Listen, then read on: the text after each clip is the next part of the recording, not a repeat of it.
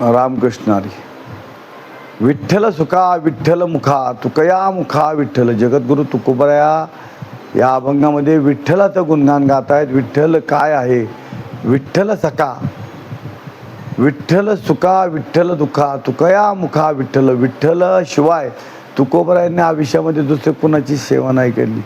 वारी पण केली तर कुठली गेली? पंढरीची वारी आहे माझ्या घरी. अनेक न करी तीर्थरथ. कुठल्या देवाला जायचं, कुणाचं गुणगान गायचं? एक धरलेला चित्ते आम्ही रखमाईचा पती, किंवा एक गावं आम्ही विठोबाचे नाम. अनेकाचे काम नाही आता. मोडून या वाटा सूक्ष्म दुस्तर केला राज्यभार चाले ऐसा. आम्ही एकच करू, एकाचंच नाम गाऊ, एकाचीच सेवा करू, तुझीच सेवा करू, तुझंच गुणगान गाऊन तुझ्याचसाठी हा देह आम्ही या ठिकाणी देह जावो अथवा राहो पांडुरंगी दृढ व्हावं. याप्रमाणे जगतवंद्य जगद्गुरु तुकोबराय सांगतात विठ्ठलाच्या नावामध्ये किती मोठी ताकद आहे. मित्रांनो, तुम्ही फक्त विठ्ठल हा शब्द म्हणा.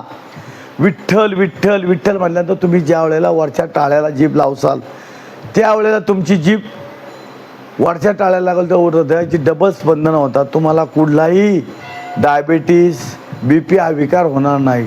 टाळी वाजवावी, घुडी उभारावी, वाटते चालावी पंढरीची. त्याप्रमाणे विठ्ठलाच्या नावामध्ये एवढी मोठी ताकद आहे की मित्रांनो, तुम्ही दररोज सकाळी उठल्यानंतर 9 ते 10 मिनटं फक्त विठ्ठल विठ्ठल हा नामजप जर केला तर तुम्हाला कुठलाही बाधा होणार नाही. तुम्ही फक्त सेवा म्हणून करा, टाळे वाजवून भजन करा आणि विठ्ठल विठ्ठल 9 ते 10 मिनटं म्हणल्यानंतर तुम्हाला कुठलाही विकार होणार नाही.